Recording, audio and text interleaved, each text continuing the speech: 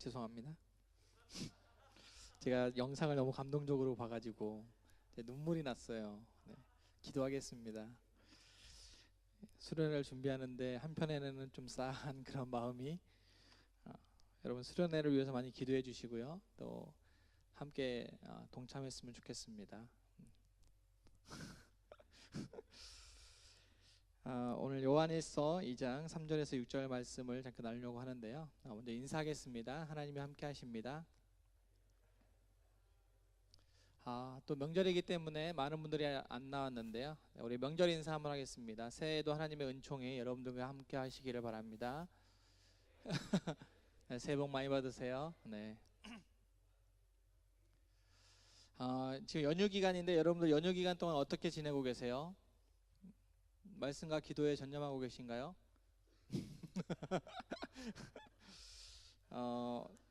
얼마 전에 리서치 조사로 나온 게 있는데요. 한국 사람들은 여가 시간에 가장 많이 하는 게 무엇일까?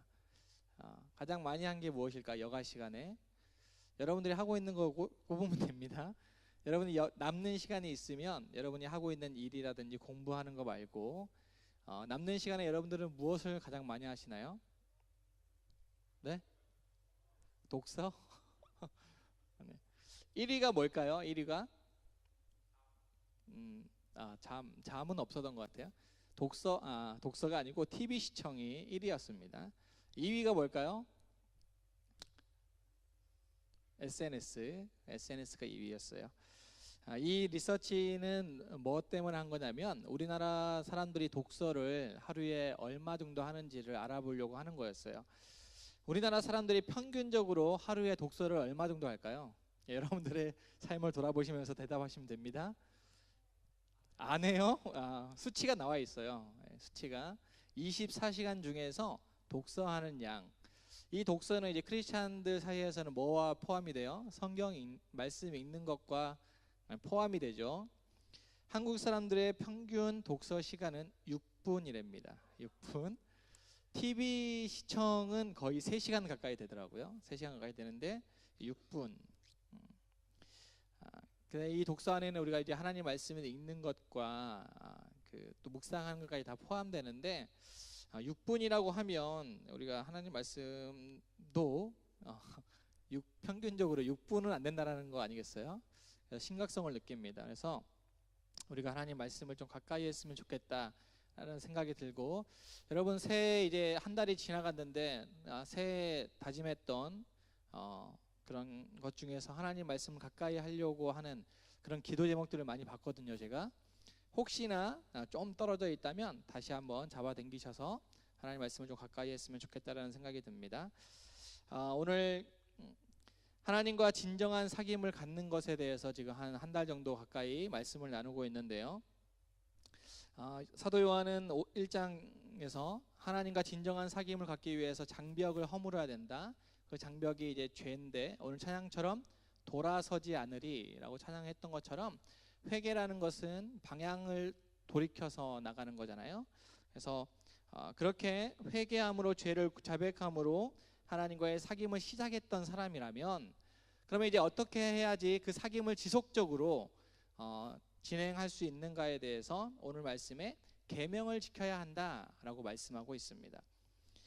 계명을 지켜야 한다라는 것, 우리가 그의 계명을 지키면 이로써 우리가 그를 아는 줄로 알 것이요 라는 말씀이 있어요. 하나님의 계명을 지켜나감으로 말미암아 하나님과의 진정한 사귐이 유지될 수 있다라고 얘기를 하고 있습니다. 단순히 자백하는 것, 나의 죄를 회개하고 자백하는 것은 사귐의 시작이고, 그 사귐을 계속적으로 이어져 가려면 하나님께서 우리에게 말씀하신 그 계명이 무엇인지 알고 그 계명을 지켜나가는 것, 그것이 바로 우리가 하나님과의 계속적인 사귐을 이어가는 것이다 라고 얘기합니다. 운전면허 있으신가요? 여러분 운전면허 있으세요? 없으세요? 없으신 분들은 국가 자격증이기 때문에 하나 정도 있으시면 될 것 같고, 저랑 가까운 지인이 운전면허증이 있어요. 항상 제 옆에 타시는 분인데 운전을 할 때요, 얼마나 이 운전의 지식이 풍성하냐면요, 제가 이렇게 운전하면 이렇게 해라 저렇게 해라 이렇게 해라 얼마나 많은 이야기를 하는 줄 모릅니다. 그런데 정작 본인은 운전을 잘 할까요, 못 할까요? 운전대를 잡으면요 불불 떨어요. 떨어서 어떻게 운전을 해야 될지 모르고 위급한 상황 때 핸들을 놔버려요. 그러니까 시험 볼 때도 한번 부딪혔대요. 이렇게 부들부들 떨어가지고 핸들을 놔버렸어요. 그런데 어떻게 면허증을 땄어요? 안다라는 건, 우리가 면허증을 딴다라는 거는 알기 때문에 면허를 땄잖아요. 그런데 막상 운전을 하라고 하면은 잘 못하는 사람들이 많다라는 거예요. 우리가 여기에서 하나님을 안다라고 했을 때 과연 이 알미 운전을 할 수 있는 알미인가, 아니면 단순히 면허증만 따고 있는 그런 알미인가를 한번 제가 빗대어서 예화를 한번 들었습니다. 제가 이제 운전 캠페인을 하려고 하는 게 아니고, 아까도 독서를 하자 캠페인을 하려고 하는 게 아니고요. 하나님의 계명의 말씀을 우리가 어떻게 알고 있고 그 계명을 어떻게 지켜나가는가에 대해서 우리가 함께 나누려고 합니다. 누군가를 알고 있다라고 할 때요, 우리가 사람과 사람과의 관계에서 어느 누구를 안다라고 했을 때 그 사람을 정확하게 안다라는 게 참 어렵지요. 여러분들, 저랑 이제 한 달 정도 만났는데 제가 어떤 사람일 것 같습니까? 제가 지금 한 달 정도 저를 경험해 본 결과 여러분들이 알고 있는 저는 어떤 사람일 것 같아요? 어떤 사람은 긍정적으로 대답할 수도 있고, 어떤 사람은 부정적으로 생각할 수도 있고, 모른다라고 생각할 수도 있는데, 저는 저랑 같이 사는 사람을요, 제 6년, 7년째 살고 있는데 아직도 그 속을 잘 모르겠어요. 안다라고 하는데, 그래서 결혼이라고 하는 것은 끊임없이 알아가고 있는 삶이라고 저는 생각을 하는데, 알아가면 알아갈수록 심오한 것이 바로 사람의 마음이고 사람이라고 생각을 합니다.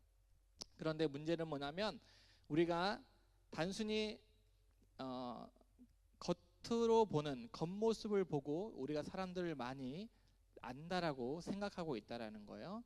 어떤 사람을 알 때 나는 저 형, 저 사람, 저 동생 알고 있으니까 이렇게 행동하면 저 사람이 이해해 줄 거야 라고 생각하는 사람들이 많이 있는데, 사실상 우리 관계 속에서는 그런 것 때문에 많이 힘들어지는 경우가 있고 어려워지는 경우가 있다라는 거예요. 겉모습을 아는 걸로 인해서 저 사람은 저렇다, 이 사람은 이렇다라고 판단하는 경우가 많아요. 제가 대학 때 직장에 면접을 보려고 면접 자리에 앉아 있는데, 그때는 이제 뭐 지금도 그런지 모르겠지만 심층 면접이라는 게 있었어요. 저에게 이렇게 심층 면접을 물어봅니다. 당신의 인상이 참 더러운데 그 인상 더러운 것을 어떻게 해결할 수 있겠느냐고 저한테 물어보는 거예요. 그러니까 그 면접관은 저의 얼굴 겉모습만 보고 상당히 인상이 더럽다, 인상이 더럽기 때문에 사람들이 가까이 하기 힘들 그런 인상이다라고 저한테 물어보는 거예요. 제가 이렇게 대답했습니다. 제가 인상은 더러울지 모르지만 교회에서 30, 40대 아줌마들에게 인기가 많다고. 그래서 저랑 사귀다 보면은 제가 좋은 사람이라는 것을 금방 알 수 있을 것이다 라고 대답을 했습니다. 우리가 알아가고 있다, 안다라는 것, 알고 있는 것, 하나님을 안다라는 것은 단순히 우리가 객관적인 사실, 그리고 겉으로만 드러나는 그런 것으로 인해서 알 수 있다라는 게 아니라는 것을 지금 말씀드리는 겁니다. 오늘 말씀에 보면 하나님을 안다는 것이 교제한다, 사귄다라는 거예요. 그럼 어떻게 하는 것이 교제하는 것이냐라고 말을 했을 때에 주의 계명을 지키는 것이 교제하는 것이다라고 말씀하고 있어요. 이 말씀은 사도 요한이 하나님과 진정한 사귐을 위해서 죄를 자백하는 것, 그리고 그 죄의 문제를 해결했다면 계속적으로 그 사귐을 유지하기 위해서 하나님을 알아야 하고, 그 알아감에 있어서 아는 그 계명을 지켜나가야 한다는 것을 말하고 있습니다. 야고보서 2장 26절에 보면요, 영혼 없는 몸이 죽은 것 같이 행함이 없는 믿음은 죽은 것이니라 라는 이 말씀과 같은 맥락에 있는 지금 오늘의 본문이라고 할 수 있습니다. 단순히 지식적으로 아는 것이 아니라 계명을 지켜나감으로 말미암아 체험적으로 알게 되는 실제적인 지식을 의미하는 것입니다. 요한은 하나님을 아는 지식은 구체적인 행동을 통해서 드러난다라는 것을 강조하고 있습니다. 오늘 4절의 말씀을 다시 한번 읽어보도록 하겠습니다. 시작. 그를 아노라 하고 그의 계명을 지키지 아니하는 자는 거짓말하는 자요 진리가 그 속에 있지 아니하되라고 말씀하고 있어요. 하나님을 안다라고 하면서 그의 계명을 지키지 않는 자는 결코 하나님을 아는 자가 아니다. 하나님을 아는 자라고 할 수 없다라고 말씀하고 있습니다. 계명을 지키기 위해서는 먼저 우리가 그 계명이 무엇인지를 알아야 돼요. 여러분, 이 계명을 지켜야지만 하나님을 안다라고 했는데 그 계명이 무엇인지 모른다면 우리는 결국에 하나님을 알아가기가 힘들다라는 겁니다. 여러분, 여기에서 요한이 말하는 이 계명이라는 말은 무엇을 의미하는 걸까요? 흔히 이제 구약의 율법을 얘기를 많이 합니다. 이 구약의 율법은 총 몇 가지일까요? 모세가 말한 구약의 율법이 총 몇 가지냐면 613가지예요.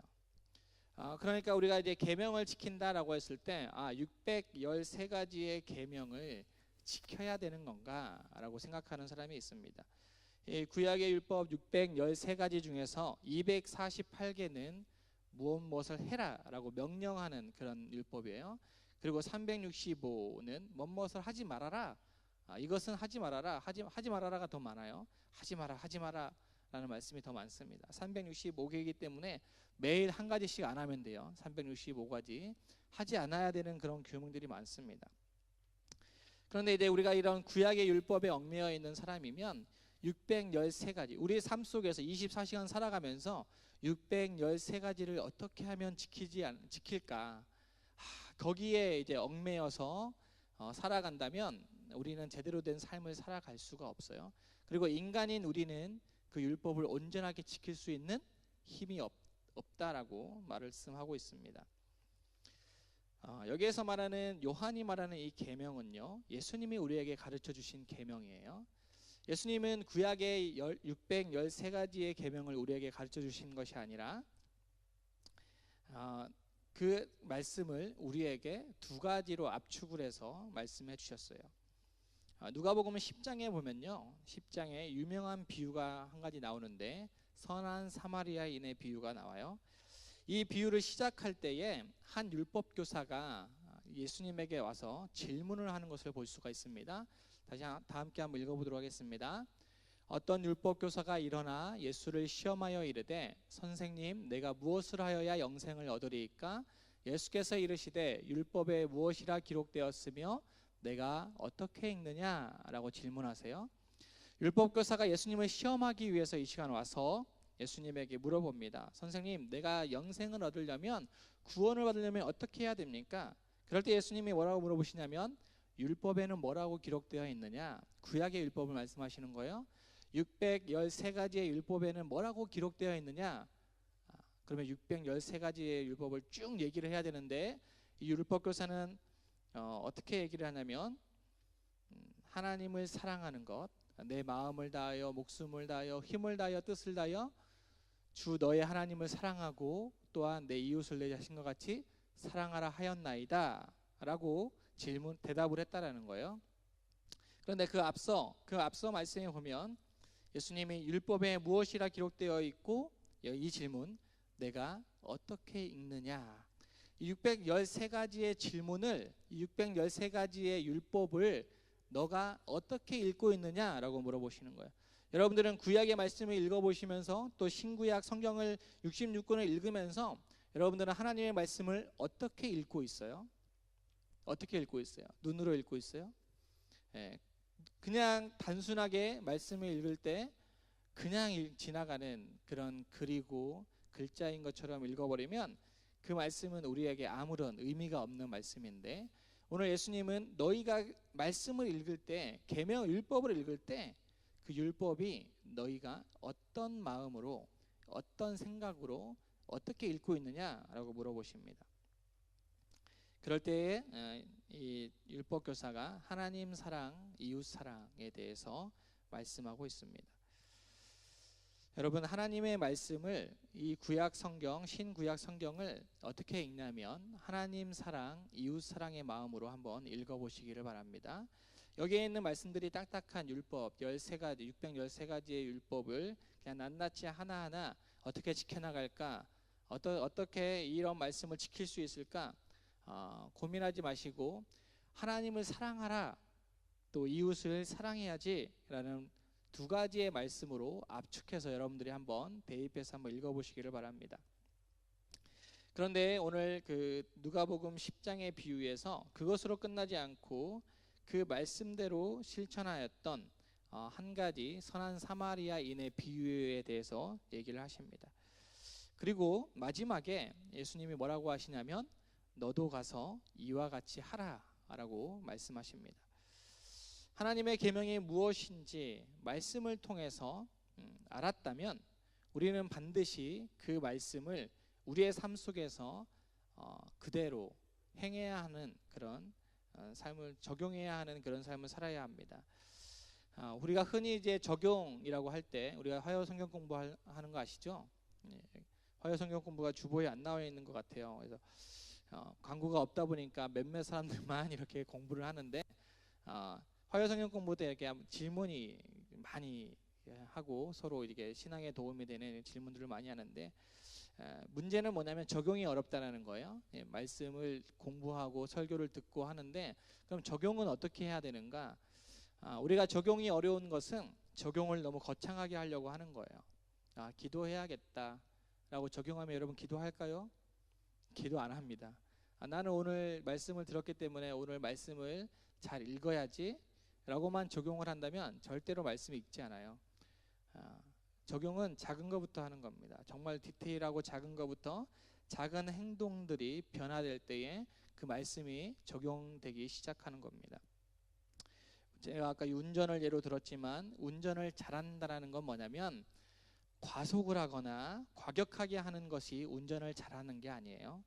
운전을 잘한다는 건 뭐냐면 아주 작은 교통 법규를 지켜나갈 때, 그리고 다른 사람들을 배려하는 운전을 할 때 아주 작은 것이지만 그 작은 배려로 인해서 질서가 정돈되고 그것이 바로 운전을 잘한다라고 얘기하는 겁니다.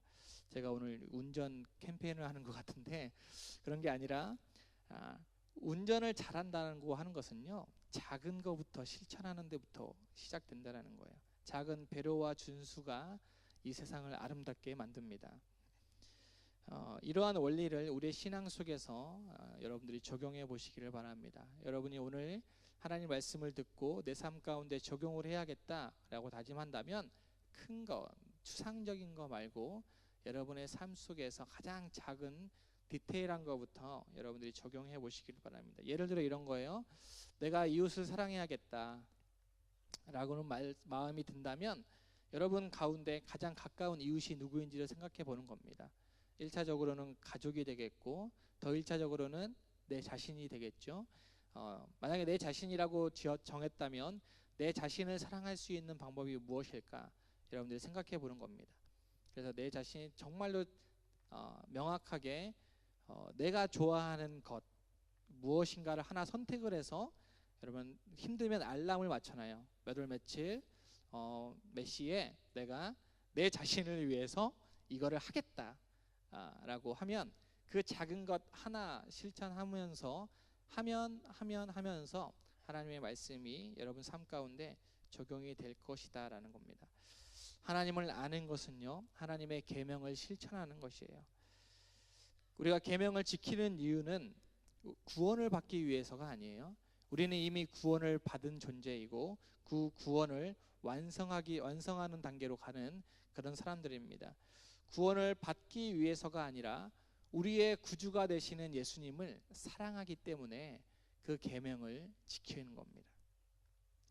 요한복음 14장 15절에 보면 예수님이 이렇게 말씀하세요. 너희가 나를 사랑하면 나의 계명을 지키리라.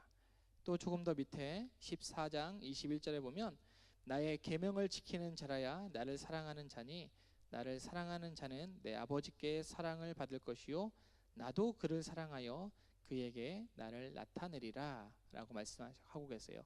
우리가 계명을 지키려고 하는 이유는 구원의 수단이 아니라 우리를 구원해 주신 예수님을 사랑하기 때문에 사랑의 의미로 우리가 계명을 지킨다라고 말씀하고 있습니다. 마지막으로 요한복음 15장 12절에서 14절의 말씀인데 우리가 다 함께 한번 읽어보도록 하겠습니다. 내 계명은 곧 내가 너희를 사랑한 것 같이 너희도 서로 사랑하라 하는 이것이니라. 사람이 친구를 위하여 자기 목숨을 버리면 이보다 더 큰 사랑이 없나니 너희는 내가 명하는 대로 행하면 곧 나의 친구라 라고 말씀하고 있습니다. 예수님은 저와 여러분들에게 명령하실 때에 종의 신분으로 명령하는 게 아니에요.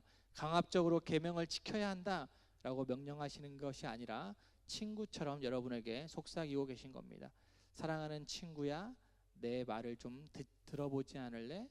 내 말대로 한번 살아보지 않을래? 라고 여러분들에게 권유하고 계십니다. 친구가 예수님이 저와 여러분들을 종이 아닌 친구로 삼아 주시기를 원해요. 계명을 종처럼 여기지 마시고 친한 친구가, 정말로 생명보다 생명처럼 아끼는 친구가 나에게 부탁한다 라고 생각하시고 실천해 보는 저와 여러분이 되기를 바랍니다. 우리 함께 기도하고 찬양하고 기도하겠습니다. 아까 찬양했던 나의 피난처 되신 예수, 우리의 친구 되신 그 예수님께서 우리의 피난처